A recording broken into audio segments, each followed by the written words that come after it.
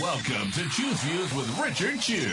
Get ready to dive into a world of insightful conversations and thought-provoking discussions. As progressives, our job is to have an all-inclusive, full-on assault with all of our players. A show that will focus on moving our political, social, economic, gender, and cultural conversation forward. And all of our players means all of our players. It's Choose Views. And now, here's your host, Richard Chew. Good Friday morning, progressives, and welcome to the April 4th, 2025 edition of Choose Views.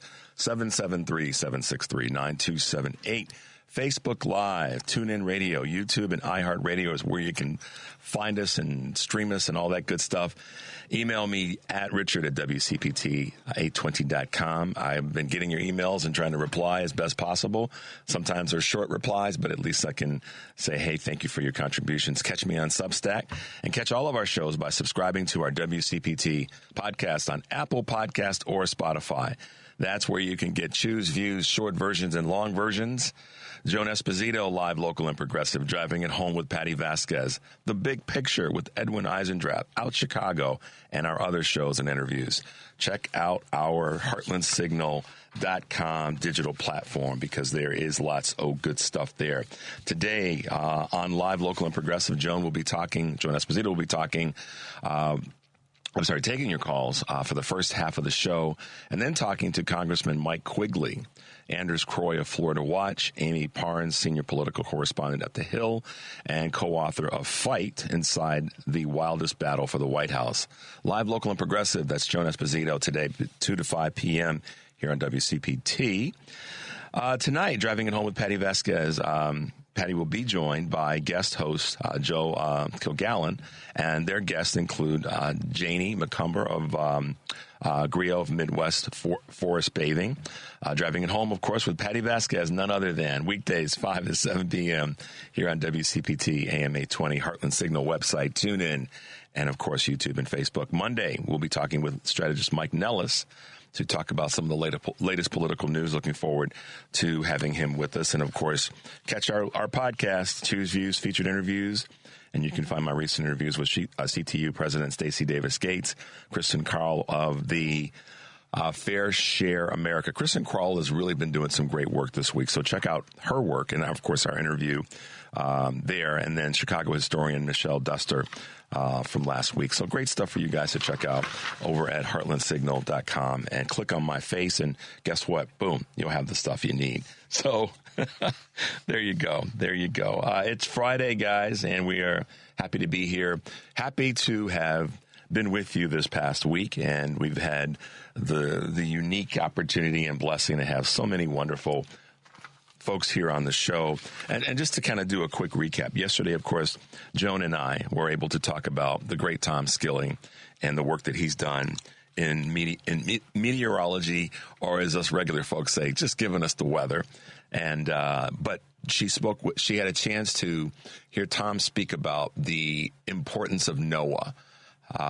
And as it relates to weather notification and climate change. And I really felt that Joan, one of the biggest points that Joan made is that Tom has not been a political leaning person for the time that she's known him, not necessarily. But this is one of those times where he's stepped to the mic and spoken on the importance of not pulling down our budget and our resources when it comes to climate change and climate awareness and NOAA. So that really stood out with me, that this is someone who, meaning Tom Skilling, that hadn't spoken from Joan's experience. And I've never known him to necessarily be political one way or the other. But this is not about politics. It's more about what's right and what's safe and what's prudent for the country. So it was great to hear Joan speak to that. And today, on today's show, we'll be speaking with our good friend Karen Byrne from True Blue Politics podcast. And I had a chance to be on our podcast yesterday, but we'll talk about a few items. When we did talk yesterday, we discussed some of the wording and the language and how going to the center or moving to the center is just not necessary. So you'll want to check out her podcast.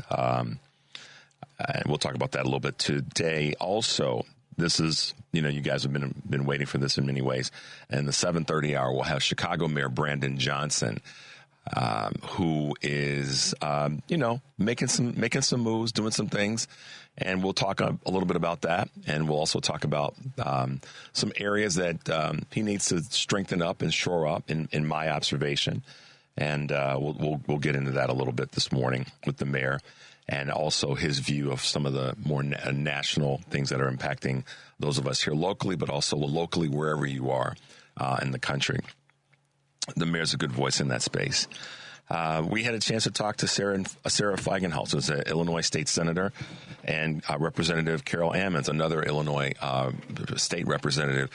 And although we talk about local issues, we try to talk about them on a national level, meaning that I look at everything that we talk about in one way or another as something in this climate that impacts us all. And Henry and I talk about this off of the air, that you can go anywhere and have these issues be something that you're dealing with, that you're challenged with. And so that's why we're so blessed to have great state leaders here in the state of Illinois and great city leaders, because we know that right now, at least, we believe that so much that's happening in the country, the state of Illinois, the city of Chicago, the counties around us are doing the work to be a place, a beacon. I read the letter that this gentleman sent Governor Pritzker about moving from Kentucky to Illinois, just because of the fact that Illinois is a welcoming state for he and his husband and the LGBTQ community at large.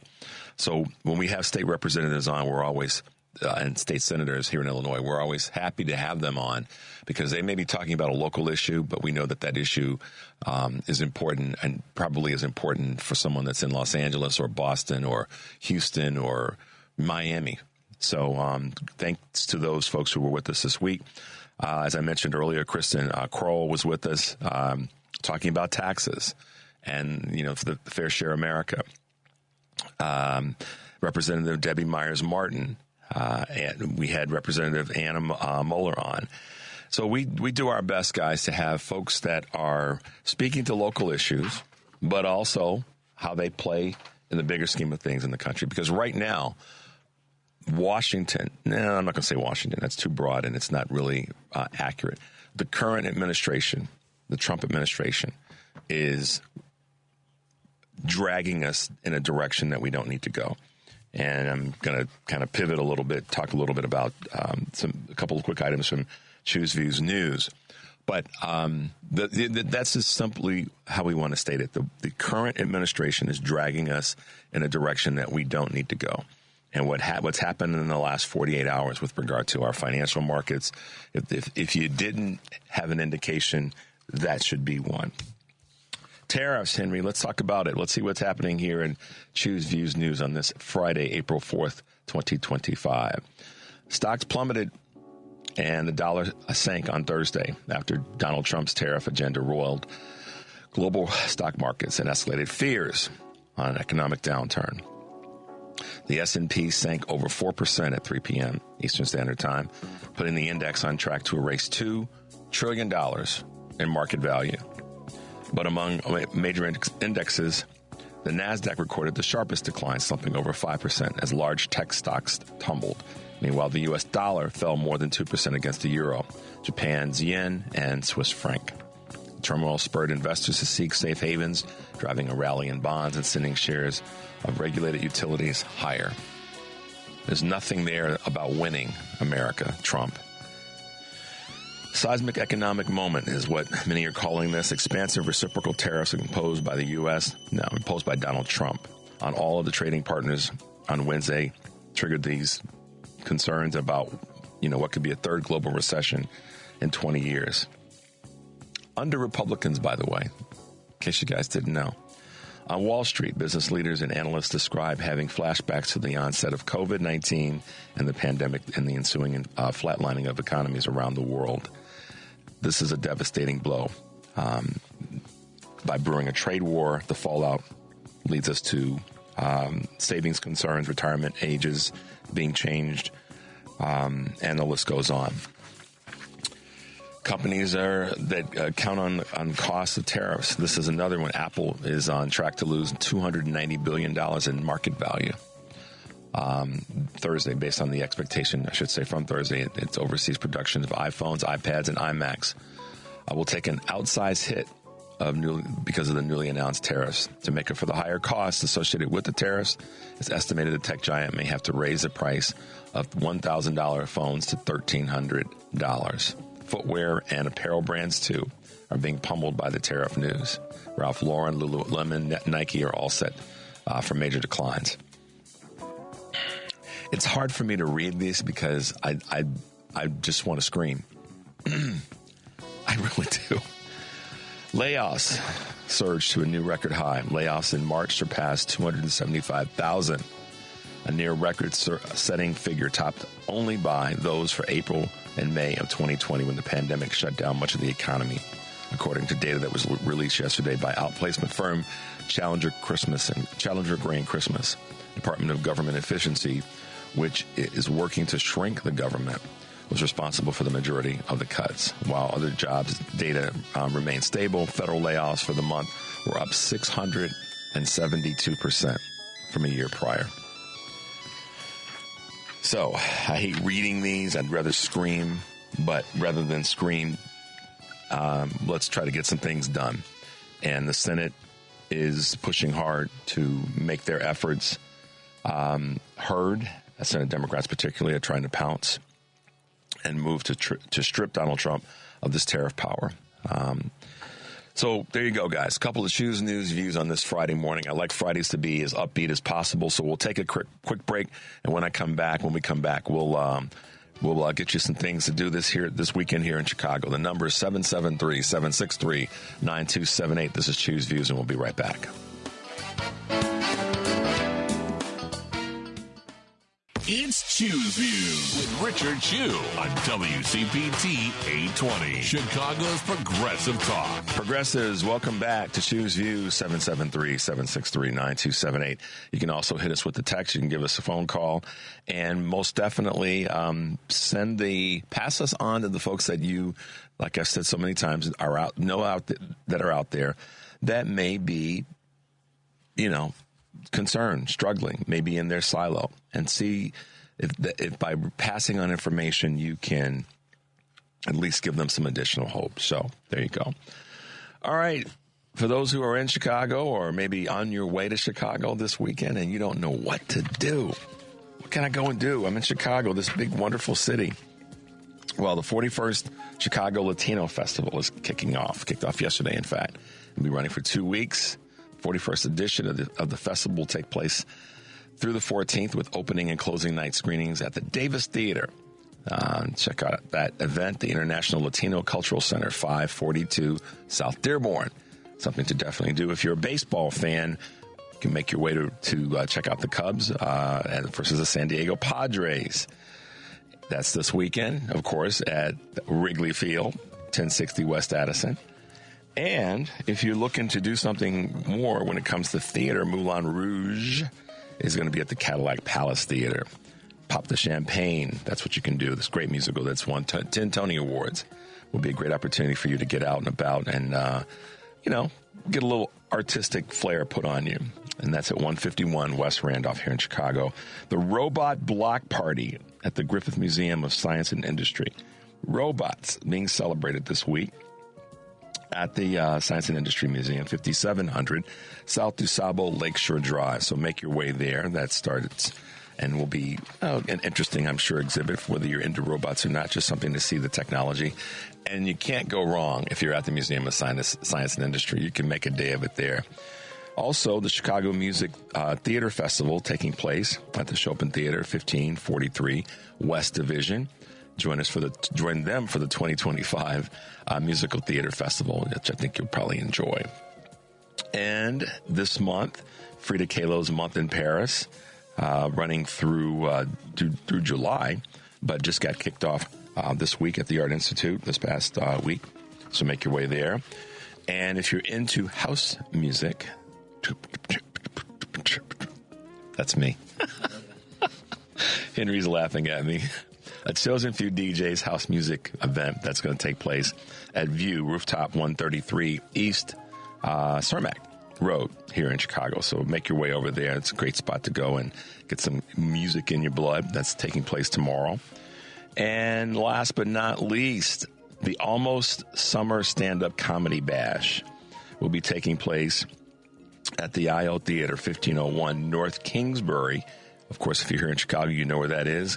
Great place to go. Check out the comedians, give them your support, and laugh at their stuff because, you know, they're funny people. And right now, laughter is definitely one of the things that we need. So if you can get out and about, taking some art, taking some comedy, taking some laughter, all the above, or if you want to go hear some house music, then, you know, do that as well. So I'm always one to say, get out and do something, and that's going to, you know, fill your soul. So this weekend, as always, here in Chicago, lots of great things to do. So I have, as I said earlier, when I was going through Choose Views News, I said that I wanted to scream.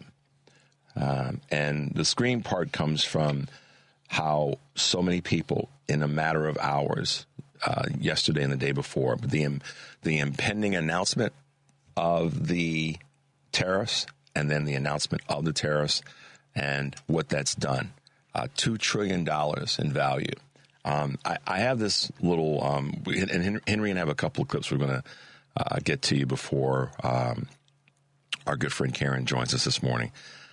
But I wanted to read you guys for all those who are out there with their heads up the backside of Donald Trump as being the greatest this and the most wonderful that. Just in case folks didn't know, this is something that was sent to me, that the 7 largest Dow Jones net drops in American history are all under none other than, let's win, great winning, we're going to win, Donald Trump. The 7 largest Dow Jones net drops in American history. I'll just give you the dates. 3/16/2020, 3/12/2020, 3/9/2020, 6/11/2020, 4/3/2025, 3/11/2020, and 3/18/2020. So the majority of those, obviously, at the height of the pandemic. Less self-inflicted, and the self-infliction part of those during COVID were that Trump didn't tell the truth. Now, let me was a representative that said this last week. He lied. Okay? He lied about what he knew, that when he knew, how he knew it. He lied. So it's recorded. He had that interview with, oh gosh, I'm drawing a blank on his name. But he had that interview where he said this is going to be awful, this is a bad thing. Any of it. He lied. So the self-infliction part was that, but also just due to the fact that everybody was in a panic about this, globally worried about our health, et cetera. We know how we responded. Had we been better informed by that week A administration, we may have done a better job when it comes to the markets. But people lost their lives then, and that's the bigger hit to us. Okay, this one, 4/3/2025. That's self-inflicted because it didn't have to happen at all. I'm making a loose comparison here between COVID's impact and, thank you, Kurt, Bob Woodward. The interview that he had with Bob Woodward where he lied. He knew. Okay. But this is retribution. This is nothing to do. How do you give up $2 trillion in market value? For what? I mean, someone... And I'm a pretty astute dude when it comes to this stuff. But, you know, a trade war to get back what? How about cooperation and working with people? But see, you know, my observation, maybe somewhat a theory or thinking is, it's and I have to tread very carefully in what I'm about to say. When markets tank like this, or when there's a depletion in the market's value, a lot of this, you have to look at what happened, what history has told you. Somebody benefits from this. And so this is where I have to tread carefully. Someone benefits from this. And that's typically, and this is historical, I'm basing this on historical actions and net results. those who have the most amount of money stashed in cash, sitting on the sidelines, or that know how to short the market are the ones that benefit from this. Okay? So I'm always careful to not give financial advice on this show. That's not the purpose. That's not what I'm allowed to do. But I can speak about this broadly. So there are those who are benefiting from this. Let us not fool ourselves. And those folks are capable of shorting the market and sitting on the sidelines and then grabbing up the goods when the goods are in a fire sale mode. It's happened in the real estate market. I think that was a lot that was behind the crash in 2007 and 8, based on the evidence, not my anecdotal thinking, but just all the things that I've read and things that I know. So there are groups that are benefiting from this, and that to me is part of the reason that they push so hard on the tariffs. It's not to regain any stature in the world when it comes to our trade policy, because you negotiate for better. You don't cause harm and hope for the better. You negotiate to have things be better, and you do that with partners that you have, global partners, countries that are partners of ours. You don't go out and harm them. Donald Trump is a lifelong wrecking ball. Everything he touches, even his children, are damaged. I'll say it to his face. Bring him here. I'll say it to him. All this. This is the thing that I applaud so many of the voices right now. Be not afraid. Call it out. And that's what we have to do in terms of fighting. All the voices that I talked about yesterday and referenced it in terms of the day being the remembrance of Dr. King's assassination. They spoke out. They fought. Cory Booker spoke out. He fought. So right now, we have to speak out to this and keep fighting. And Donald Trump and his actions have been a wrecking ball to just about everything that he's touched. And you can look at the history books, those that we still have, to see that. And, we've got some real damage that's taken place. And we've got some harmful things that have happened. And, we're here in Chicago, obviously, but throughout the country, speaking to anybody and everybody, don't sit back and take this. Please don't do that. I want you guys to be empowered to say that we are going to fight and we're going to push back on this. And I know that a lot of people are taking a pause, and I'm down with that. Some folks deserve to take a pause. And I know that there's lots of rallies going on and lots of people who are fighting. They're getting out and fighting, and I applaud that. But at the same time, I recognize that there are lots of people that are taking a pause, and they're catching their breath. So, got no issues with either side. You got to do what you got to do. And there's a way of fighting in a silent way. Getting out in public right now may not be the way for a lot of people, but at the same time, don't criticize those that are, and don't criticize those that might be fighting differently. But at the end of the day, everybody's got to fight. Donald Trump is a wrecking ball. He is not a good negotiator. He's not an art of the deal. All this other garbage that's been bestowed upon him. The editing prowess of NBC made the Apprentice look like he was doing certain things, and he wasn't. The list goes on. So let's stop this. Let's cut this wrecking ball off at its chain and crash it into its own self. That's a visual. Let's cut this wrecking ball off at the top of the chain and crash it into its own self. It's a visual I want to leave you guys with. Let it fall and cave in on itself.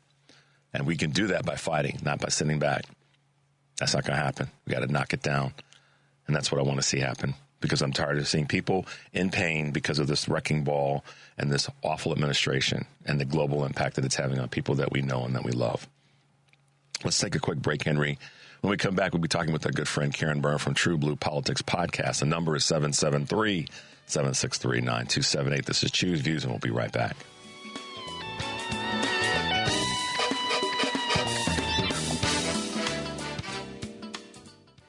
You're listening to Choose Views with Richard Chu on WCPT 820, Chicago's Progressive Talk. Hey, Progressive, welcome back to Choose Views, 773-763-9278. Give us a holler. I got a text from someone that says a lot of rural voters are very happy to see the market drop. He continues to serve his people. I guess my comments are yay or nay on that. That just says, so there's a couple things there. If that's true, and in some camps people say that is true, not just rural voters, there's a MAGA broadly. If that's true, then there's a couple of lines of BS that they've been snorting because they wanted things to be better for the economy. That's not better for the economy or the markets. And they run parallel tracks. The economy is not the market and the market's not the economy. Okay. But at some point, if one of those tracks is messed up, Henry, what's going to happen? Then we're going to have a problem, right? Secondly, why would anybody want to see other folks absorb harm for nothing that they did wrong? Okay, so let's just put this in this vein. And before we do that, let's go ahead and bring Karen on. Hey, Karen, good morning. And listeners, good morning. We've got our good friend Karen Byrne from True Blue Politics Podcast. I know we're going to talk about this, so I stopped myself and said, let's just bring you on so we can talk about it together. Welcome to the show, and I hope you're doing well this morning. I'm doing okay. I'm actually really good because I got a full night's sleep, so much so that literally I woke up 5 minutes before I was supposed to go on. So I am very well rested, maybe not yet awake, but that's all right. I'm here. But you're woke, aren't you? You're woke, right? I am woke. I am absolutely woke. And you're going to move the party. You're going to move the Democratic Party to the center, aren't you? Yes, because you're so woke. No. Yeah, no. Y'all, come on. The center is good, Karen. It's chocolatey and gooey, and it's like a wonderful candy with all kinds of nougat in the middle. That's what the nice center is. Ooh, and a Nazi swirl in there. Yeah. Yeah, that's great. Yeah. Oh, man. Well, yes. And so for anybody listening, that, of course, is a reference to the conversation that we had when Richard came on with Anita and I yesterday to record our podcast, True Blue Politics. Yes. Podcast. And just talking about language and the bastardization, I guess we could say. Yeah, that's a word that we used. I believe, and of woke, and of course the co-opting of DEI and CRT by the right, and using it against us as some sort of a weapon. When so many, if you ask them what exactly they mean when they say it, what does that mean to them? They can't give a definition. Which was true. So, remember on Monday when we talked, when Mary called in, and this is not to out Mary in particular, but the name is relevant. When we had that conversation, when she and I had that conversation, and I asked her the question, "What's your definition of woke?" And unfortunately, she didn't have one. And when I say unfortunately, I mean unfortunately because of where we are. And so many people run off of assumption and what they heard. Oh, that's awful. But also, unfortunately for her, because what the point I was trying to make in bridging the gap with Mary, and I should say with anybody that's in that space. So I don't want to isolate Mary. I want to isolate anybody that's in this space. I know people too. Yeah, right. I know people too, and I've asked them, and I think it's important for people to start asking what does people that when mean? they use that as a cudgel. What does that mean? Right. What is the definition? Or what is your definition, to your point? Yes. So the reason that I went down that path with her, and I think you guys heard me say this, listen, do you want to have 20 guys with you who are going to be the ones that are supporting you? They're going to be there to protect you. They're going to have you as an ally and make sure that you don't get the treatment from the other 20 guys that want to make your life hell and want to make your life crazy and want to make it more difficult for you. And I asked her, which group do you want to have? And she finally said, well, the guys that are going to support me, they're going to be around me and so forth. I said, well, if those guys have a label of woke, would you rather have that or the ones that are not woke? So that's the messaging that we want to have when it comes to DEI or when it comes to any of these conversations where there's sort of a label that the right has tried to co-opt. Don't you think, Karen? Well, absolutely. And then also just a reminder when there's criticism of, the Democrats and that we're going too woke or we're doing all this DEI and all the rest of it, the thing of it is it was never brought up as an issue by Democrats. Nope. It was never. It was always the Republicans and the people on the far right. And, and so in the space of Gavin Newsom and Bill Maher going and all of them sitting there doing their little, whatever circle prayers. I was going to use another term, but I don't think it's proper.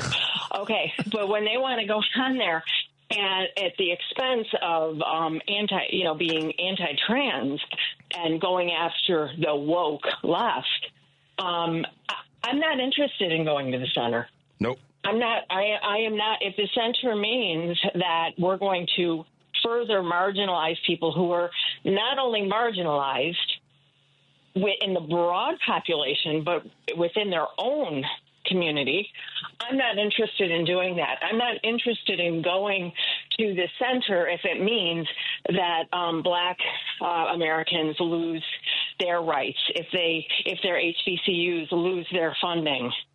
That's right. If things like that. I'm not willing to go there. You talk about these rural voters and being happy about the stock market crashing. Are they also happy about USAID going away? I mean, the last time I checked, I'm pretty sure that agricultural products are also, like soy, corn, those are all traded commodities as well. So I don't know how would that happen that they would be okay with any of this is, I guess, the bigger question. And you are in that world, Richard, so you would know better than I. But here, to your point, Karen, and this is thanks for the baton. This is what I think. We have to be. Anita and I went back and forth on this in a good way yesterday. Because we were saying to Karen, it's not just Southern white folks that are causing all the hell. It's a lot of folks in northern cities and in major metropolitan areas. So when I hear that, and then I didn't get a chance to lean into this before we went to break about rural voters are happy to see the market drop. There are people that are not rural voters. There are suburban, and you know this, and you've talked to me about this. And there are urban folk who are happy to see this because they are all about hurting the others. The same person that sent me this text said, inflicting pain is what they do. They get great satisfaction from, quote, owning the libs and hitting and hating the elites. But let's be honest, the biggest elites right now. This is the crazy contradiction. The biggest elites right now happen to be in the most influential positions with the administration happen to be 3, 4, 5, 6 of the wealthiest white men on the planet. But yet they've got many folks bamboozled into thinking that the elites are the folks on the left, when in fact 5 of the richest people on the planet are influencing the current administration. So MAGA, wake the hell up. What's that about the movie, the callers in the house or whatever? The trouble's right in your own MAGA house, your own GOP house. What's you're about to say, Karen? Well, the killer's in the house. It's the calls coming. Yeah, I mean, it's so. And to that, you were speaking about this earlier too about the media creation. So much of what is happening, it just reminded me again, so much of what is happening is a self-inflicted wound by the media, by entertainment media, by, the regular media, in not covering this buffoon. So you can we split the words. I wedged a little bit there. Not long enough. Yeah. But it's in the Bible. That word's in the Bible. So, yes, it is. That's true. But by letting him have that narrative of being a successful businessman, letting him, be something that he's not. And, this great negotiator doesn't even have a place at the table in this trade war. No. What kind of mastermind and the media, think they're trying to twist themselves in knots to try and make sense of it? And what's the strategy? You know, what is he thinking? And they're, flashing that idiotic formula. Yeah. And it's just, I mean, I'm like, what kind of crazy town are we living in here? Yeah. Just call it what it is. It's BS. Who is going to, and it's getting people killed. Who is going to be the person, Karen? Who is going to be the person in the media that says, okay, I've worked in this business for a long time. I've got a bunch of money saved up. I got a bunch of money put away. I'm good. I'm going to be okay. Who is a person in the media or persons? I mean, sorry to see that Eugene Robinson, after Bezos is going to be the editor in chief of the Washington Post, Eugene said, "I'm done." But what I want to love to see and hear is one of the people who are one of the big voices that have just had enough. Make it their don't tell anybody. Just make it their last broadcast and just lace to the point where they've got to turn the cameras off. They don't have to worry about money. They got all that they need. They can go do something else. And I'm not putting this on somebody else. I'm saying this in reference to your point about the mainstream media. But when is that media person who's seen the inside of the tank and knows what's really been going on going to call out? And I talked about this in referencing to Michael Steele. But when is somebody going to be on and go, this is what's really happening, y'all. This is how we work here at this station. This is what they really ask us to do. This is how they really break us down and make us do the things that, I'll call it a Jason Bourne moment. When is somebody going to have a Jason Bourne moment and go back to where it all started and say, this is how bad it is? And then just have a mic drop and say, I'm done. I'm out of here. Y'all can keep your network because we've been screwing too many people with how we've inappropriately covered topics. I want who is that person? Because that person has to exist. I'm not saying that putting this on, or let me put it this way: ceding our responsibility. We still have to fight. But it would be nice to see a person in the media who's been part of this carnage step up and say, this is what's really going on, and have a mic drop moment. Right. I don't know. Call me crazy. Call me crazy, Karen. And have it then be announced this is their last broadcast. Right. If I had to venture a guess, and I'm just going to say this, Lawrence O'Donnell. I think Lawrence O'Donnell's going to be the guy that's fine. Just like, because he has actually been separating himself since the election, I believe, in my opinion anyway. It feels like he's been the one that's kind of been speaking the most plainly and calling him an idiot and, just like not holding back, not sugarcoating his speech around the big orange menace. Yeah. So I have a question for you, Karen. There is this person that was speaking to a wonderful group of people and made a reference to something that I think is really important. In this person's speech, they said, and I had the clip, but I thought I would just make it part of our conversation. This person said, I know that fear can be contagious, but courage is also contagious. Yep. Who do you think? I know who said that. Who do you think said that? The person that should be sitting in the Oval Office. Oh, you're not talking about former Vice President Kamala Debbie Harris, are you? Debbie Harris? No.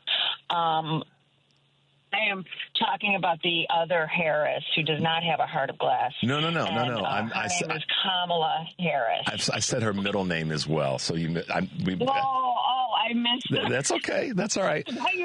So the answer is who now? Who is it again? Oh, it would be former Madam Vice President Kamala Deborah Harris. Debbie Harris. There you go. Debbie Harris. I didn't know her middle name was Debbie. How did I not know that? DEVI. Oh, okay. That's okay. It's a quote. It's a quote, you guys, from Vice President Harris. And Karen got it right, kinda. We'll give her an A minus. We'll give you an A plus. But her point. Yeah, I know. 5 minutes before the call, but she said this in a speech yesterday, guys, and I saw it, and once again, I shook my head and said, "Wow." Our country is not as great as it wants to. Let me put it this way. A great part of our country is not even close to greatness. And that they voted, they could not find it in themselves, Henry, to vote against something because they needed something, they needed to be spoon-fed it perfectly from the thing that they should have voted for. And you can do both at the same time. You can vote against something, which is this carnage, by voting for something that is a better way. But she spoke in a speech yesterday, guys. She basically the moment for me was when she said, fear is contagious. They're trying to breed and foster more fear in the country and the world, but courage is contagious as well. So, to me, and how I interpret that is to stay in the fight. So, just to be clear, former Vice President Kamala Devi Harris, DEVI for y'all who missed it, and I may have phonetically confused you. She said it. People have been asking, where is she? What's she doing? Yeah. She was kind of, I think she worked a little bit harder than most of us in that 107 days. So, but to the end, she made it clear we still have to fight, and that's part of what we've all been saying. We know we've got to take a break. We got to re-energize, but we still have to fight. Because Karen, here's something that we talked about yesterday on the podcast. And this is why moving to the center makes no sense. It would have been just as great if Governor Newsom had Roland Martin on. I mean, Roland Martin would have been a much more important voice to so many more people than trying to bend over to Bannon and Charlie Kirk. And the reason I'm not letting it go, so to speak, on what Governor Newsom did is because, by contrast, we have a governor here in the state of Illinois that isn't yielding any space. So it's not that I'm, hating on Governor Newsom. I'm just saying follow what Governor Pritzker is doing, rather than the direction that he's going, that Newsom's going. So. But at the same time, I will hate on Gavin Newsom. Okay, absolutely. I mean, I have no problem hating on Gavin Newsom at this point. A huge disappointment, just a huge disappointment, and talk about not understanding where we're at and meeting the moment. We've all had this conversation. When I was sitting in world history class. Back in the day, I would always wonder, how did Nazi Germany happen? How did the Holocaust happen? And I could never, ever fathom, the good Germans that did nothing. Why didn't they do anything? And, and also even at my, the young age, understanding that, a lot of it had to do with that they were afraid for their families. And I understand that, but this person is in a protected class of people. Gavin Newsom is protected. And so there is no excuse. What about all of us? If this is either a political play on his part to stay relevant or at the table or whatever, or this is just absolutely him, not understanding or accepting what everybody out here is thinking and feeling. And when we see that, it is rattling to see somebody like a Gavin Newsom figure who has been a prominent Democrat going across the country, speaking everywhere. Us all thinking he's definitely going to run in 2028, and he could be a viable presidential candidate that I would vote for. And to see him doing that is absolutely heartbreaking. It is beyond disappointing, and he should be ashamed of himself. Yeah, I got a text from someone that asked this question, and it's a fair question, but I have an answer for it. But I'm gonna see what your thoughts are. Someone said that. We do a lot of waving our hands at what these idiots are, but what are we going to do for them? I guess the person probably meant, what are we going to do to them? And so I'm going to take a quick stab at that. What we can't do is seed ground. What we can't do is give anybody any indication that we aren't fighting. I think that's the number. That's what we have to do is to represent that we're going to fight. And I know I said earlier that not everybody wants to or needs to or should be going to a rally in public just because of some, not be safe. Right, because of some demographic concerns. But at the same time, if you're asking the question of me, of representatives of the station, and saying what are we going to do, spend as much time calling your congresspersons. That's what you can do. Spend as much time sending emails and keep reminding them, keep reminding the Senate that, yes, if you rally strong enough, you can stop these tariffs. You know, you can have votes where we hold back and hold the line. So for those who are asking me specifically and saying we do a lot of, yelling at them, what are we going to do? What you can do, whoever, anybody, is call, is email. We heard it from one of the representatives last week. Call and email. It works. And if you need any proof that it does work, I go back to when MSNBC hired Ronald McDaniel. And people were truly honked off about that last year.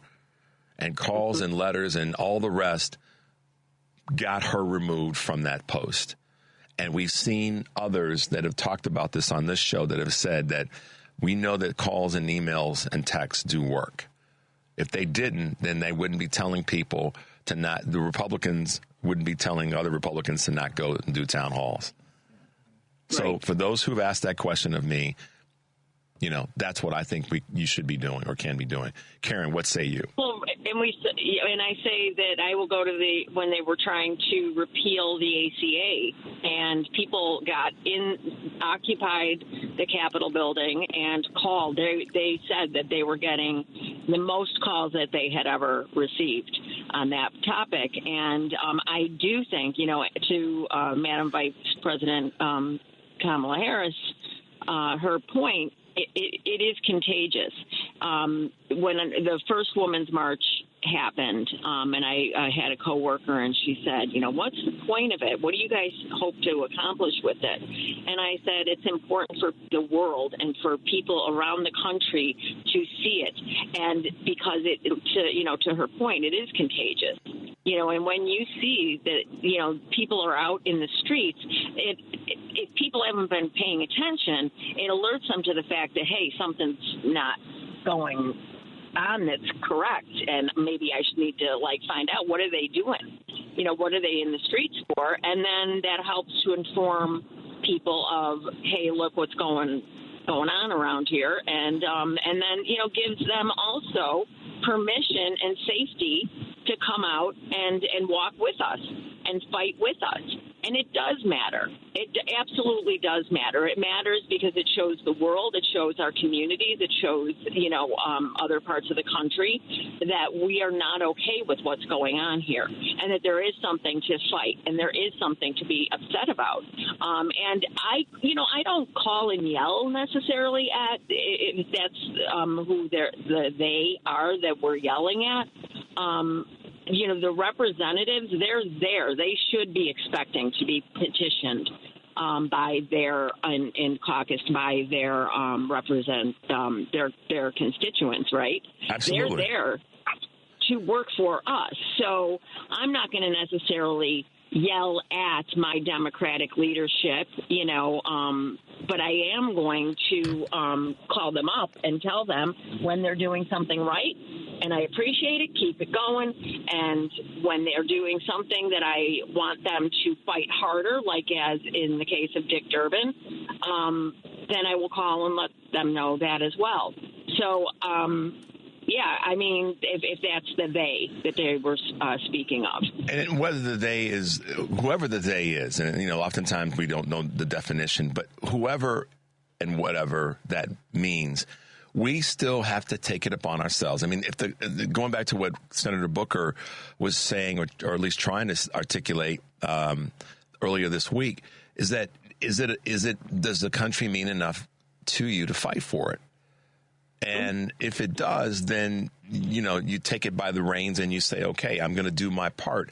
and not put it on everybody or somebody else to do the work. I think this is what he was trying to say, that we all have to fight in this fight, and we all have to, and I had a great conversation yesterday with Eric Grant from the family meeting. And one of the things that he reminded me of is that people need to, if you're going to criticize a Cory Booker or a Jasmine Crockett or an AOC or, whomever for getting out and fighting in the way that they can fight, but you're not going to get in the fight yourself, then you should STFU.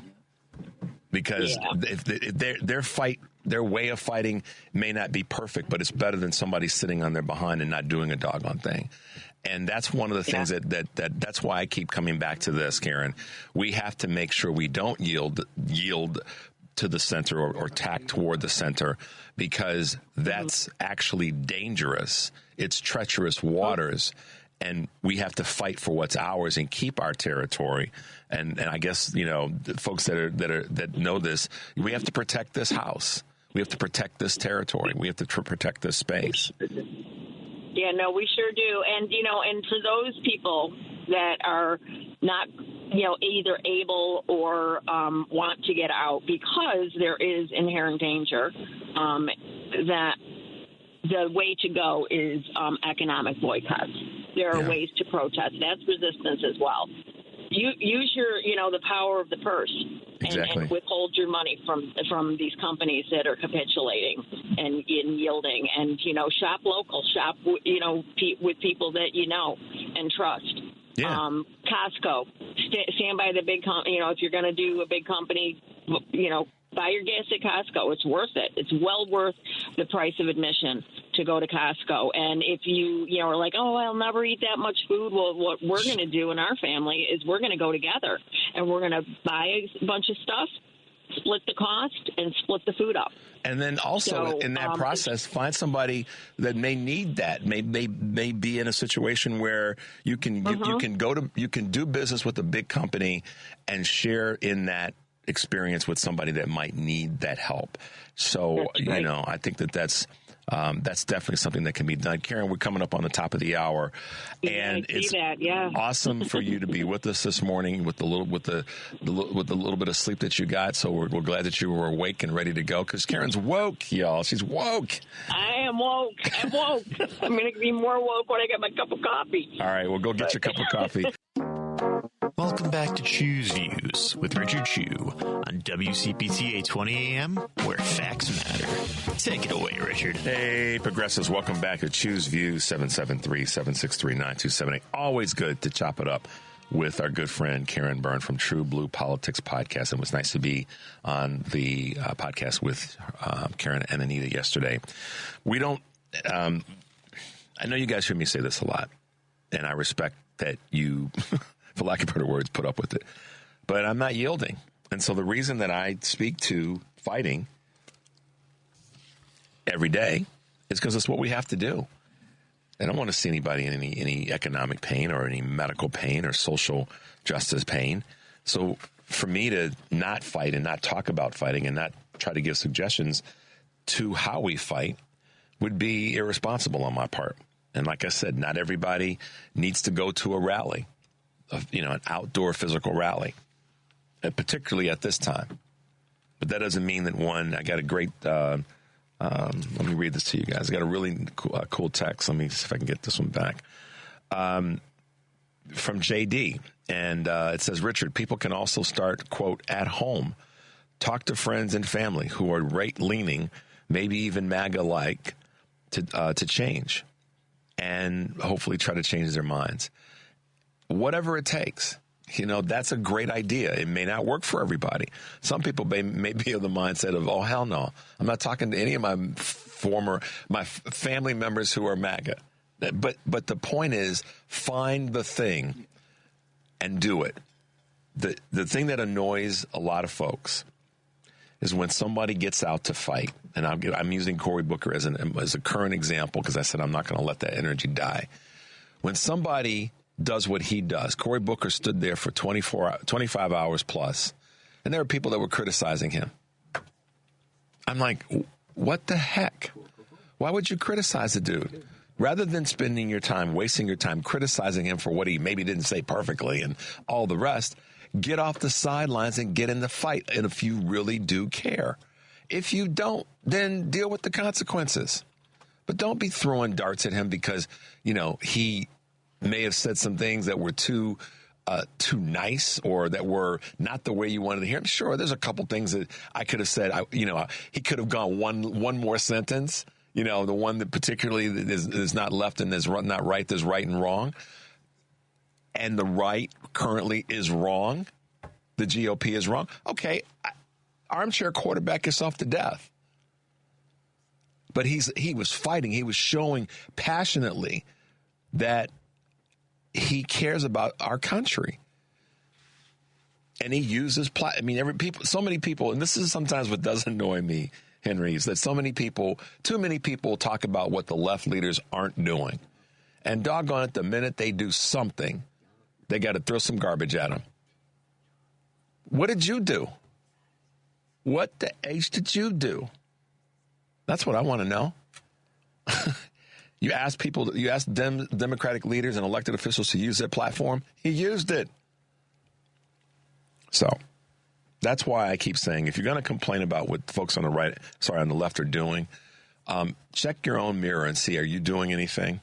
Because if you're not, then change your course, do something, or, you got to keep it quiet. Because you're exactly who the right is looking for.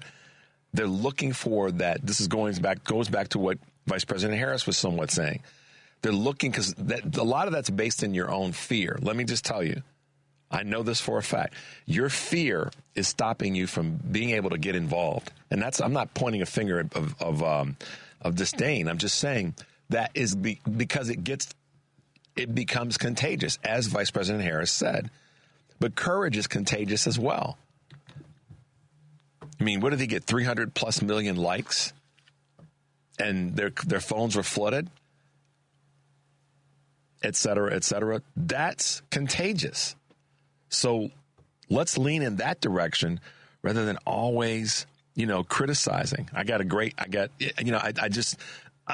a believer in that. That's what we do to win. So I just had to say that, guys. We fight because we care. We fight because we care. And that's what I want to see more of us do, is not pick at each other. Yeah, we're going to, again, there's a difference between calling out behavior that's not warranted and not good and picking and nitpicking. Okay? Saying that Senator Booker should have said this or should have said that, that's nitpicking, particularly if you're not doing something. By contrast, me saying that Governor Newsom should have had a Roland Martin on his show or a list of other people on rather than two carnage kings, i.e. Steve Bannon and Charlie Kirk, that's not being a nitpicker. That's saying he should have taken a different course of action. And I'll stand on that business forever. And I will tell it to his face. He could have had on so many other people. And going on Bill Maher, why not go on another show that is representative of what he says he believes in? That's constructive criticism versus nitpicking, in my opinion. Y'all call me out if you think differently, but I'm going to stand on that business. All right, Henry, let's check in with a couple of our callers and see who's got something to say. Let's go to Tommy. Hey, Tommy, welcome to Choose Views. Where are you calling from? I am calling from the South Side, and I would like to allow your listening audience to know that I am a CEO, founder, active card-carrying member of the Hater Aid Society. It's taken me a long time to call this radio station and to congratulate you on your show. I know you from the family meeting. Oh, there you go. I'm trying. No. See, now you don't know me anymore. But I'm trying to figure out how the hell did Richard Chew get a radio show? I've been asking all my AARP It's taking you. Well, here's the thing. Here's the thing. I'll tell you, Tommy, because we're going to be hitting a break in a second. It took you a long time to call. So you can hate on me and how I got a radio show, but it took you a long time to figure that out. Hey, you're burning up my time here, fella. This is why I hate you, because you make so much sense. And you know what? Seriously, Richard, if they have to give a spot, and I hope your listening audience is listening, because basically what you're seeing is a repudiation of history. Mm-hmm. If you won't take out your phone this morning as I simply close, because I understand how all this stuff works, I need to ask you people just one simple thing. How is it that we are all following the law and those who make the law are not? If the lawgiver is corrupt, how much more will the society be corrupt, especially when the society has been turned one against the other, that you clearly do not see that who is receding in America is all of those who will be asked to carry the burden of America. So I leave you with this, people. John F. Kennedy said eloquently, ask not what your country can do for you, but instead at this moment, at this time, if you're looking at your wife, your daughter, your child, because remember, all this stuff is supposed to be about the family. It's supposed to be about the children. Would there be a union if the corporations had treated their employees right? Are some of you right now feeling the anguish and the desire and recognizing and understanding that all these people that you supposedly got some kind of agenda with, some kind of rabbit hole that you could go down, that you don't recognize at this point right now, they're taking the rights away from everybody, including individuals all over the world. The world is crying out. The earth is crying out. The sea is crying out. Everything that has life is crying out and asking a human being, do you not understand the circle of life? Goodbye. Thanks, Tommy. Appreciate your call. Guys, let's take a quick break. The number is 773-763-9278. This is Choose Views, and we'll be right back.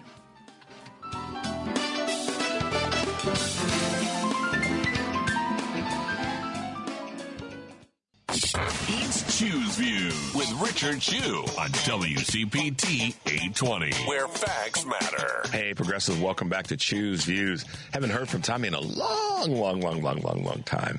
And Tommy always has that little bit of preacher in his voice, but makes a good point. We talk about how great we are and how great we want to be and taking care of the family and all the rest. But, you know, this strategy right now isn't going to work because it's proving itself that it's not working at all. But I tell you what is working, and that's WCPT having its 20th anniversary, May 3rd, broadcast from Max and Benny's restaurant in Northbrook.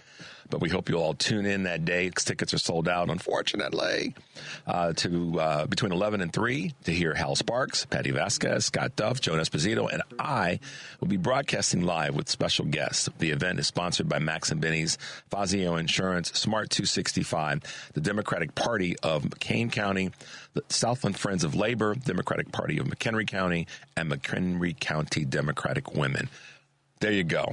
Getting it done. Looking forward to our live broadcast that day. So tune in, guys. It's going to be good stuff. All right. In a little bit, at the 7:30 hour, we have our own mayor, Brandon Johnson, from here, the city of Chicago. And looking forward to chatting with him about what's happening in his world, what he's doing. It's that time. It's Friday. It's first Friday of the month. It's April 4th, and we're going to be chatting with Mayor Brandon Johnson. So it should be a good segment, and looking forward to having him with us. I want to circle back to this for a second. I was saying that I don't want to sound like I'm picking on per se, but just making a point about fighting for what we all have to believe in is a better way. Shout out to Kristen, shout out to Mark, shout out to Lois, and others who text me. Shout out to Brett, and send some good vibes to our man Brett, who's on the road, we want his safety when he's out there driving that big old truck. But that being said, you all have said a similar thing. Frustration, but we still have to fight, and there's no sense in going after our own, if you will, in this space. It's more important that we support our own. And part of that support is criticizing, and that's why I take the criticism. And when something happens that I don't handle just right, or say something that's not quite right or on point, I want to quickly clean up on aisle 7. Because here's the thing: I'd rather somebody catch me from stepping into traffic when it's coming. Grab me by the collar. I have no problem. I'm a big, strong guy. I can handle it. I'd rather that than to go down a path that's not helpful and productive. So when we talk about criticizing with compliments at the same time, we want to see our systems move forward. That's the goal. And, rather than being just, again, no nitpicking, guys, constructive criticism. We've borne enough nitpicking in our party. It's time for, if we're going to have criticism, it has to be constructive, and it has to be about moving forward. And using language like the governor used, which is our party is toxic. No, Gavin Newsom, it's not toxic. Prove it to me. I'd rather take the position that we are a party that is in constant repair, because that's about moving us forward, but it's not a toxic party. So that's why I say we fight with the heart of lions. We are rhinos, I should say, not versus lions. We're rhinos. And I mean that in the positive sense. Rhinoceroses, not Republicans in name only. That's how we fight, guys. That's why we fight. So let's see if we can grab a couple quick calls before we have the mayor on. Let's go to Steve in Des Plaines. Good morning, Steve. Welcome to the show. Yes, I'm just a couple things. I am going off to the rally tomorrow, and I'm gathering up. I'm gathering up troops. I'm rallying the troops. We are going to muster at around 9 and maybe get breakfast and make a community event out of it. And it's rock and roll. It's time to rock and roll. We could have fun with it. We could be pissed, but we could have fun with it at the same time. So whatever people can do, whether it's visit a rally or on Facebook, I'm always fighting and posting stuff on Facebook. Every little corner of we can find to shine some light in. I think that it all accumulates into something greater. Personally, I think. Yeah. I'm going to rally tomorrow. Whatever you do, Steve, in attending that, be safe. I'm going to say that because I mean it. Be effective. We know you're going to be effective, but most definitely be safe because we want you here next week and the weeks to follow. So, but kudos to you for gathering. And we got to be appropriate and nonviolent, and do it the way it's supposed to be done, and it'll work. And I've got a ticket for the anniversary. I feel very cocky and arrogant that I got myself a ticket. It's already been sold out. So I'm very excited. Look at you, man. Look at you, Steve. It's great. Catbird. It's good. It's good to hear your voice, and be safe tomorrow at the rally. And we appreciate your contribution, sir. All right, man. Be well. Take care. Have a good weekend. Let's see if we can squeeze in a couple more. Let's go to Emmanuel. Hey, Emmanuel, welcome to the show. We're going to make it quick. What you got? All right, let's put him back on hold. Let's go to Floyd. Floyd, good morning. Welcome to Choose Views. Ruh-roh. Seeing you on May 3rd, my friend. Hey, Floyd, I'm definitely going to be there. Say that. Start over again. Say that again. I'm looking forward to seeing you on May 3rd, my friend. I definitely got tickets, and I'm looking forward to seeing all you folks. And I'm picking up some more. I'm picking up some extra Trumpster shirts so I can bring them and pass them out at the event. Okay, you're going to pass out Trumpster shirts at the event? You know the shirts I sent you? The main reason for yes. With idiots. Yes, okay. You can't fix stupid. Yes, I got I thought you meant Trump forward shirts, but no. Trump, let's throw him under the proverbial bus shirts. I got you. Well, it's like, that's my Trumpster shirt. It's like, I'm going to throw them all under the bus. What are you talking about? That's right, Floyd. Thank you, man. I look forward to seeing you on the 3rd. Thanks for your call. I am looking forward to it. Thanks, Richard. Have a great morning. You too, sir. Be safe. My man, Floyd. But yeah, I forgot Floyd made those shirts. Yeah, I may have to bring one to the anniversary. Let's see. Let's go. Let's try Emmanuel one more time, real quickly. Emmanuel, we got 30 seconds for you. Yes, sir. I have a question, and my question is on tariffs. If the tariff is a tax on everybody, why should the president be able to tax everybody without the permission of the Congress? Yeah, you're absolutely right, Emmanuel. Thank you for your call. Here's the thing to his point, and I had someone say to me, and I'm not advocating this, I'm just asking. First of all, Emmanuel's question is, why is this not going through Congress, to break it down? And that's exactly right. That's why so many people have been saying what's happening is illegal. Okay. Not going to get into that right now because of the short amount of time that we have. But relatively speaking, that is a big question that a lot of folks that have. And it's the one that matters the most in this space, I believe, from a legal standpoint and from a balance of power with our federal government. The Republicans are endorsing this if they're not stepping up and saying no. The Senate did step in, and that's a good thing. But the House, different story. Let's try to grab one more call. Let's see if we can get Barb on from Glenview. Barb, good morning and welcome to the show. Hi. Thanks, Richard. I just really like what you're saying about fighting. Really? And it just brings tears to my eyes because there's so much hope in it and so much. It's a very sound approach. And I don't think this. I'm not sure where I heard this saying before. It might be a Buddhist saying. What you focus on grows. Mm-hmm. And if you focus on what you think isn't good enough, and it's somebody who's fighting for the cause that matters to you, it makes you weak, and the weakness spreads. Yeah. If you focus on what matters and endorse it and feel the strength that's in it, you become stronger. And so I just want to tell you I appreciate so much your show and what you're saying. And I wake up in the when I wake up in the morning, if I can, I turn on your program, even if it's only for 10 or 15 minutes. And I appreciate so much what you're doing. Well, Barb, I appreciate you calling today, and I appreciate you saying that. That goes a long way with me and all of the hosts here and folks here at WCPT. We're in this fight because we believe in it. And I can tell you that, I always say this by putting the mirror on me. We don't always get it right, Barb, but we're in the fight. We're in the fight for the long haul. And to be honest with you, I take it as a blessing and an honor to be able to be here in the mornings to talk to you guys and to come from different angles and have different opinions about what we're all working toward, which is a better way for all of us. And so it means a lot to hear you say that. But at the same time, Barb, keep this in mind. All of us get to fight. And it might be that you might be at the grocery store. You might be at a get together with some family and friends, and somebody says something that's not quite settling with you.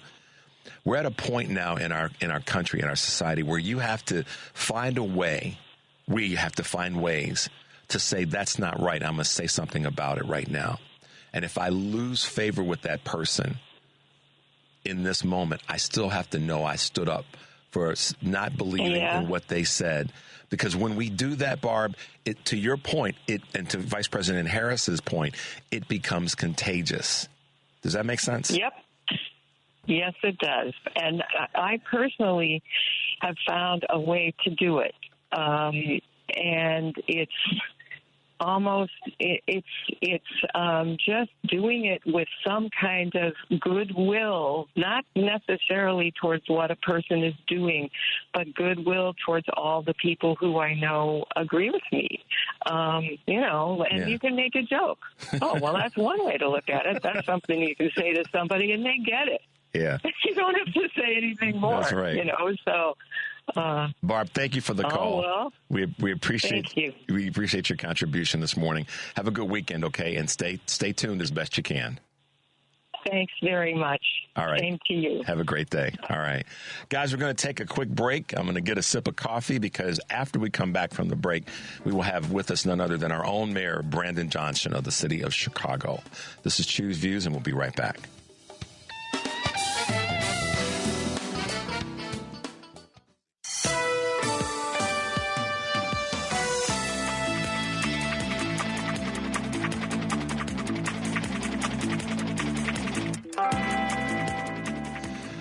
Hey, progressives, welcome back to Choose Views, 773-763-9278. It's Friday, first Friday of the month, which means that we have the opportunity and the luxury of having our own Mayor Brandon Johnson from the great city of Chicago with us this morning.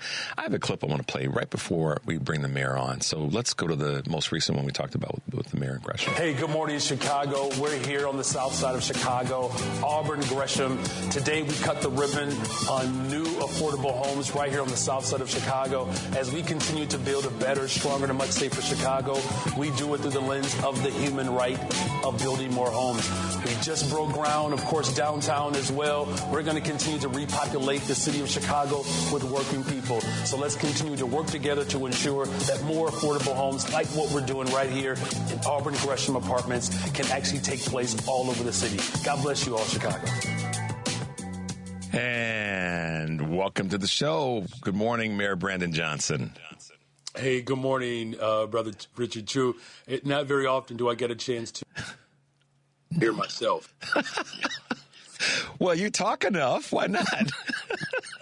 And let me just tell you, I got somebody that I live with every day, my wife. She reminds me of that. Yeah, mine does too. Mine does too. Mayor Johnson, welcome to the show. And I want to dive right in because I know time is tight with you this morning, and we want to make sure we try to get in as much as possible. You witnessed, and to the extent that you were a part of the updates with the Chicago Teachers Union and CPS, what are your thoughts? What's happening there? How are we viewing this in the city of Chicago? Well, thank you for that question. You know, over a decade ago, a group of teachers got into a room and had a conversation with parents and other community leaders about a city that works for everyone, and particularly a school district that all children deserve. And this contract, quite frankly, reflects that vision that was put forth nearly 15 years ago. The class sizes that are manageable and much smaller, that's going to help our kindergartners out tremendously. There is a direct correlation between class size and effectiveness. And so that was a big victory for the people of Chicago. Sustainable community schools. We went from 20 sustainable community schools to 70.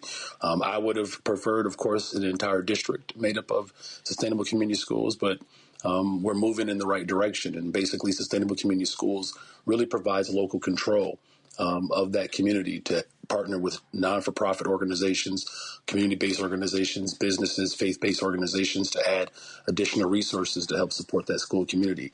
Diet High School is a good example of that. That was a school that was set for closure. I was a part of a hunger strike that kept it open, and now it's a sustainable community schools, and they produce champions, the 2A boys basketball state champions, right there on the south side of Chicago, a school that was left for dead that we revived.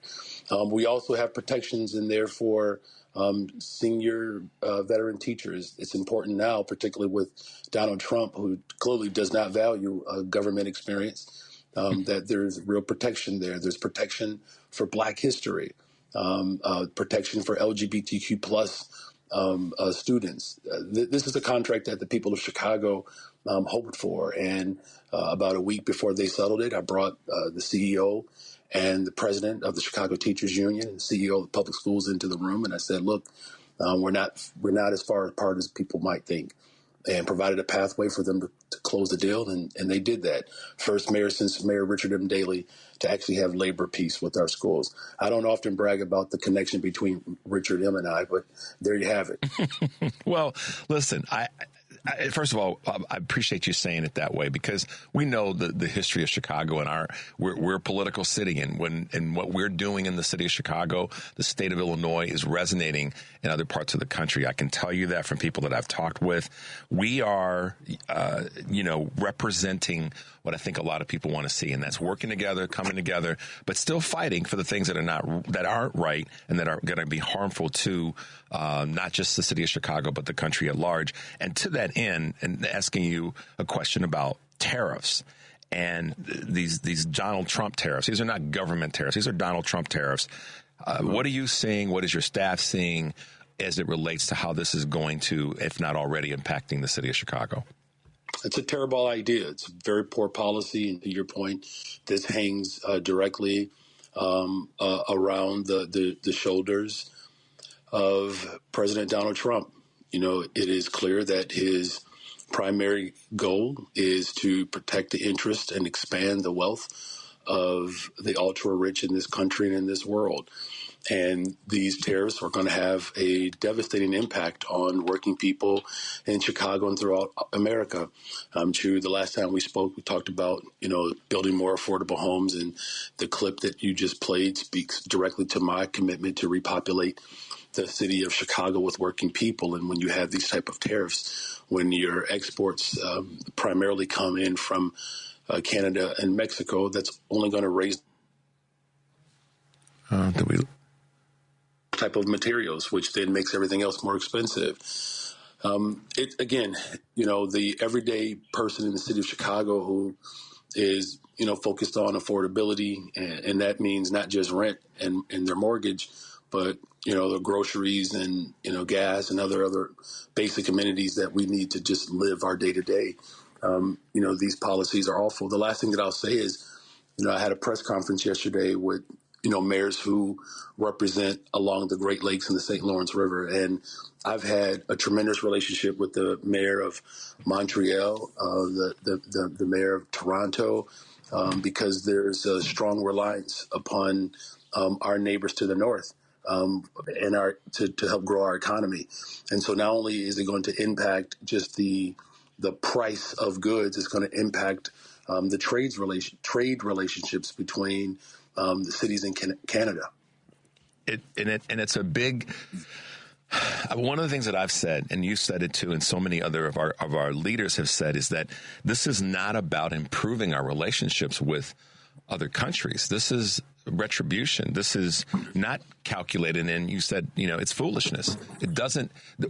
And so if it were, the question would have to be asked, so what's the end look like? Where is this going to actually take us? What's the point where we can go, okay, now we're in shallow waters and we can see what we're doing. And there's nothing at all in these tariffs that is an indicator of when it's going to stop and what the results and the benefits will be on the back end of it. And I'm sure you see that too.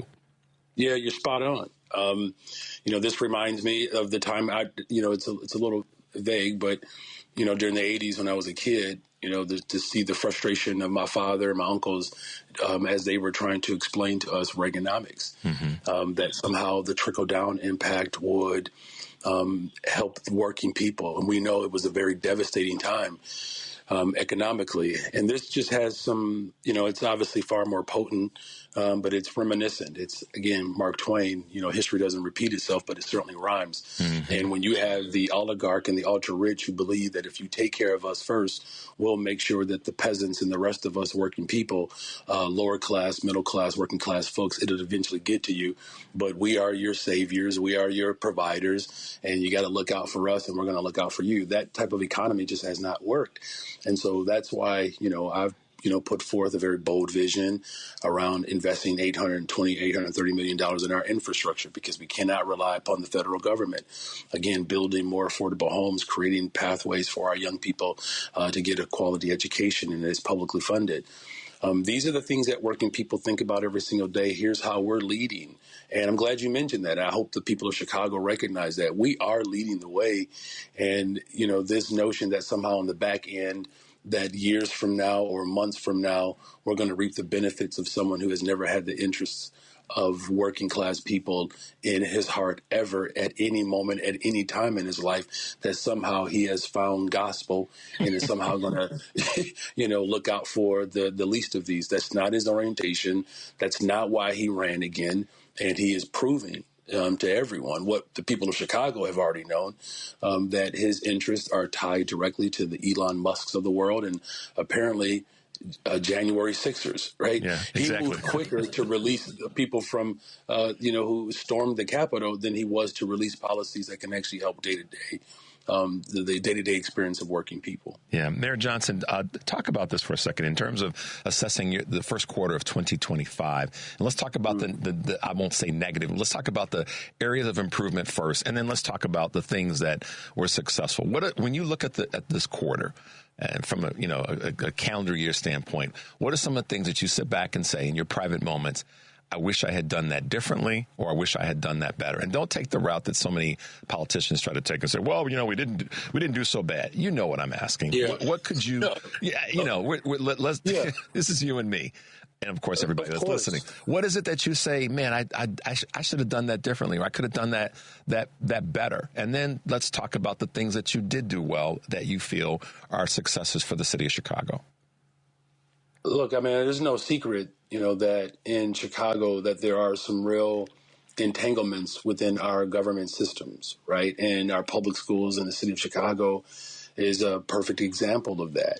And, as the school board becomes its own independent body, I have a responsibility and I'm accountable to help, the public school system become its own independent body. And what I'm reflecting on in this first quarter is that the payment for workers, for whatever reason, and I don't know why they did it, but for whatever reason, the payment for pensions for workers of the Chicago Public Schools, someone thought it'd be a good idea for that payment to be paid by the city of Chicago, even though they're not our workers.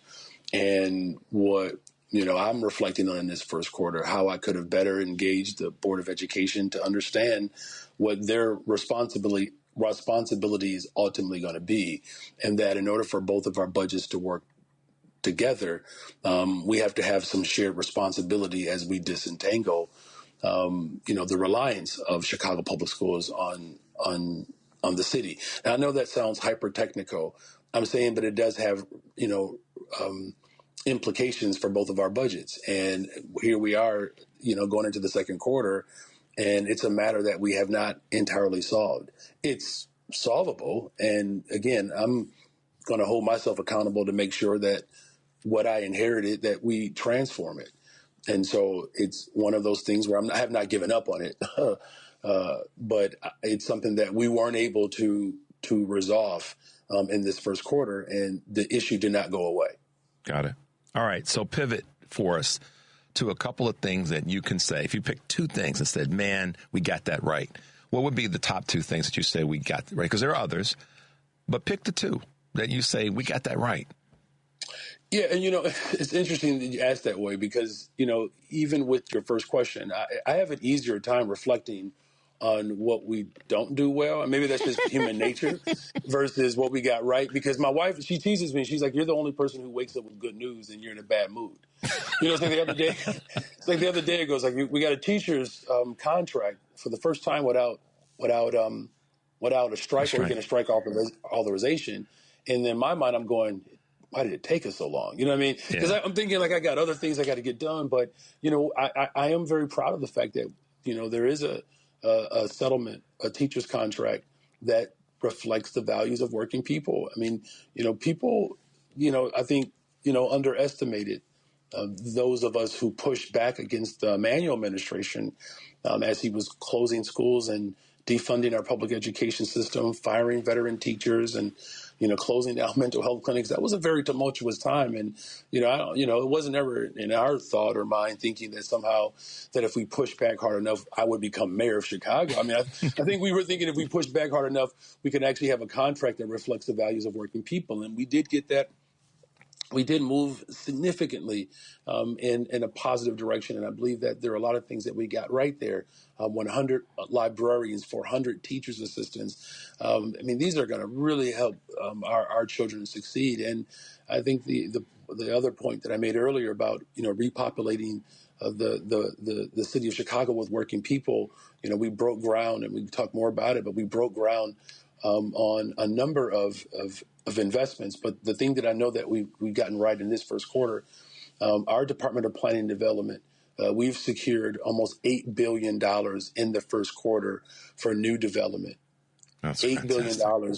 Here's the thing. All of last year, we secured $11 billion.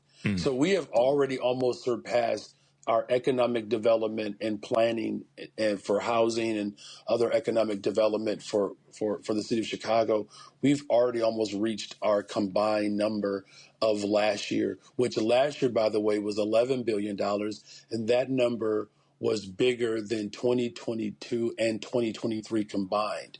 So the city of Chicago is clearly open for business. The difference is we're just not for sale. That's a powerful statement, because here's the thing. Right now, this is, weather's changing. We talked about this a little bit last month. Weather's changing here in Chicago and the upper Midwest and, throughout the country. But we know that as we get better weather and folks are out and about, there's the temptation, the possibility of an increase in violence, an increase in the natural increase of activity lends itself to the potential increase, I should say, in violence. That's coming, and that's a reality, and it's a concern of people here in the city of Chicago, particularly with tourism. What are your thoughts there, and how are you preparing for that and being able to navigate that? Yeah, first of all, let me just acknowledge that that the city of Chicago for decades have suffered with unfortunate gun violence. Last year alone, we removed 12,000 guns off the streets of Chicago. That's essentially 35 or something like that a day. They're just and these guns are not being manufactured in Chicago, right? So these are coming in from red states primarily, and too many people are accessing them. And to your point, as the weather gets better, we have to be even more vigilant around how we support our communities. Now, what I want to just say as well, I think it's important for the people of Chicago to know this, that violent crime is down in Chicago, period, point blank. And every year since I've been in office, it has continued to go down. Just in this first quarter alone, since we're talking the first quarter, we had the lowest amount of homicides in the first quarter since 2019. Now, look, one homicide, one shooting is one too many. This is devastating to many of our communities. But violent crime in the city of Chicago is down nearly 23%. Homicides were down almost 20%. Shooting victims, and there's a lot to be said about how we are investing in young people, but also how our police officers are showing up, solving crime. We have 200 more detectives that I've hired since I've been in office, and our clearance rates continue to go up. And one of the deterrents of violence in the city of Chicago or anywhere else is holding people accountable, and we're doing just that. And so how we're preparing is, we're going to make sure that we make critical investments all over the city. One of the things that I'm very proud of this year, we have right now an open application to hire 29,000 young people for summer jobs. There's a pilot program that we started last year with streets and sanitation, introducing more of our young people, brown and black, to public sector jobs. 75 people showed up to serve as streets and sanitation workers. 55 of them stayed. This year we have 100 that have signed up. Working with the chancellor of our community colleges, we're setting up community college fairs where we're going to register our seniors right into our city colleges, which the number one registrant right now for our city colleges right now are young black men. So we're paying attention to the areas of needs. And so between making sure that our police officers have what they need, we've expanded our CARE program, crisis assistance program for people who are having mental health crises. And mental health and behavioral health service providers are showing up to those crises versus police officers. That has freed up law enforcement to concentrate their efforts into other areas of needs in our community. So there's a robbery strategy that we have where robberies have gone down 25, in some places 35%. Look, there's a lot more work to be done, but as long as we're working together, investing in young people, investing in mental health, investing in jobs, building more affordable homes, making sure that our officers have what they need and they can actually do their job, that's why I believe we're experiencing some level of success. Yeah, Mayor Johnson, that's an answer that a lot of people have been wanting to hear from you in terms of what's coming these next 6 months in terms of our weather and how it impacts folks being out and about on all levels. So I appreciate that. And right now, I mean, you kind of covered it a little bit, but just take a couple of minutes to talk about your vision for this second quarter for the city and why, even with the areas where you feel that you may have, missed the mark this first quarter, you have a vision toward things improving and getting better in this second quarter and as we keep going forward. Yeah, thank you. I appreciate the way you framed that question because, look, the challenges that we are facing in Chicago are real. And, one thing that I do love about Chicago, and other people, might find this to be a little frustrating, is that we are resiliently stubborn, is maybe one way, I can put it. It's like if something doesn't quite go our way, even if it's decent, we're constantly figuring out how we can do it better. And, one of the things that I'm really determined to do going into the second quarter is just really spend more time in our community engagement and co-governance arm of my vision for Chicago. I've said this before, and I think I got away from saying this, that the government that we inherited will be different than the one we pass on. In other words, right now we are already experiencing that this is not our grandparents' government, right? Where things were, done in rooms and behind the scenes, and there was a lot more of that type of, work that was handled in those backroom settings, if you will. And I'm not saying that every single door, doesn't ever get closed. Sometimes you might have to fuss or yell some things out, but I actually believe that democracy is stronger when more people are engaged. I actually firmly believe that's why I think so many people are being misinformed in some of these public spaces, because everyone is throwing their opinion and perspective out without anything being vetted or fact checked.